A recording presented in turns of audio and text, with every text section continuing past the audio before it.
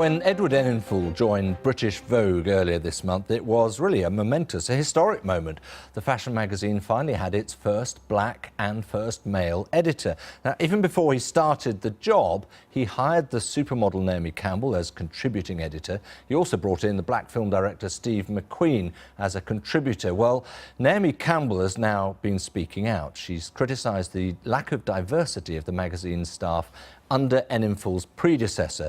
The supermodel posted the last staff photo for the magazine on Instagram. You can have a careful look for yourself there. Not a single black face among that 55-strong team. So, is this lack of diversity in the industry a great problem? Well, let's have a discussion, shall we? I'm joined here in the studio by the broadcaster and commentator Edward Adoo in a rather splendid shirt. Edward, thank you for joining us. And in New York, Bronwyn Cosgrave, former features editor at British Vogue, in a splendid dress, I should say, Bronwyn. Thank you very much for joining us. We feel rather proud. We have a white woman former editor, we have a black man, and we have a balding presenter in the middle of the two of you, so we're pretty diverse. Bronwyn, let me start with you, though. You've seen the picture often enough. A fair reflection of British Vogue, would you say?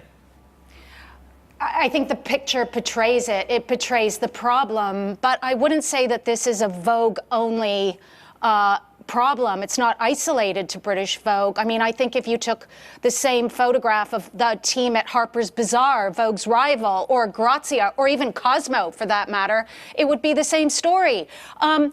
Another thing, you know, there have been some very prominent African-American and Jamaican editors that have worked at Condé Nast, Michael Roberts being one, Andre Leon Talley being another. I do acknowledge the problem. Yeah, that picture wasn't taken long ago, though, was it? And it is pretty overwhelming sort of evidence of what one might expect. You say British Vogue, is it any different from other magazines then? I don't think it is. And I worked as a journalist in newsrooms and magazines, many of them in Britain. And I will say it's a pretty homogenous crew. So as I say again, I don't think it's a good situation. I think Edward is, without question, a breath of fresh air. He's also brought on a very prominent black makeup artist, Pat McGrath. So hopefully we'll be seeing, you know, more black women in Vogue. I mean, Alex was a champion of Naomi Campbell, of Jordan Dunn, all of the great black models. But there is an issue in British journalism. I'm sure Edward can share.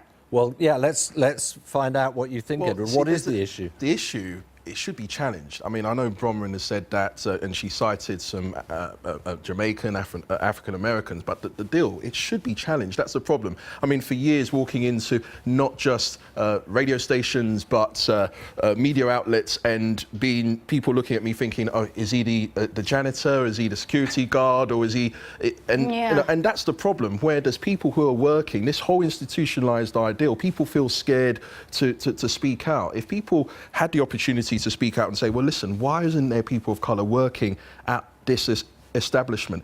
Why does it have to take, Edward being accepted or taking the position or a picture for us to have this discussion? That's the problem. Can I just ask you, is there an issue at all over the fact that I looked at the photo, there are also only 5 men in it at all, and they happen to be 5 white men. But this is a magazine for a certain audience, and maybe it's not a magazine for a black audience, and maybe it's not a... But it should be looked that way, because at the end of the day, that's like saying, well, hang on a minute, the BBC or Sky or a particular magazine should only be representing or targeting a certain minority or an audience. It has to be reflective, and it has to reach out to all types of audiences. And I think with what's happened with Vogue is that they, for years, from obviously seeing that photo, I mean, it looked like, as I pointed out, a bunch of Sloanies walking down King's Road, and if you're black or from another ethnic minority, it's like, sorry, it's like walking into it was like the nightclub scenario in London. It's like, if you're black, you're not getting in. Right, that's the issue. The posh set in Chelsea. Yeah, exactly.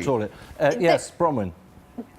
There was also a very well-known stylist named Zoe Beddoe, who I'm sure Edward knows. She was a frequent contributor to British Vogue.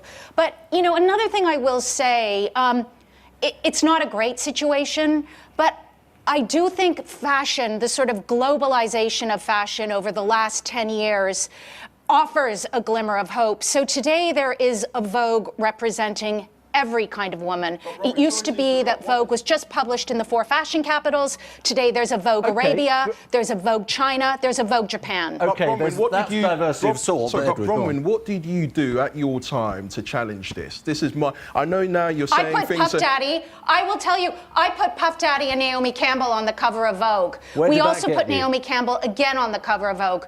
It was a black man and a black woman on the cover of Vogue for the first time. Besides the front cover, what did you do internally? Did you challenge we'll get and to say, that, right, Adoo. okay. We'll get to that in a second. But I think it's interesting what sort of response and how well that magazine did or didn't sell, which creates certain commercial realities, perhaps.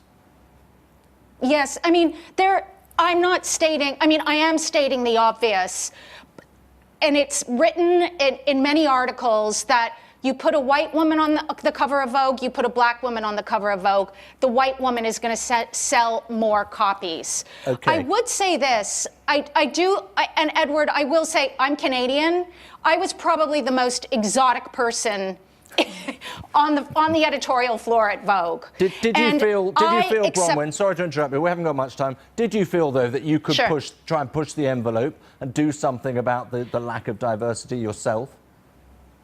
Absolutely. I mean, I was the editor that put lesbians in Vogue for the first time, a lesbian couple. But staffing? And this is 15 years ago. And the family photo? I also put, yeah, there was a family photo. But I mean, I suppose that's the point Edward's making. Were there more black staff in your time than there were by the end? No.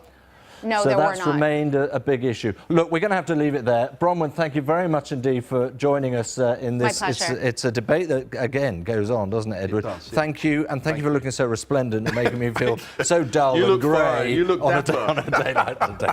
Dapper. I'll try and take that as a compliment. Edward Adoo, thank you very much indeed for joining us.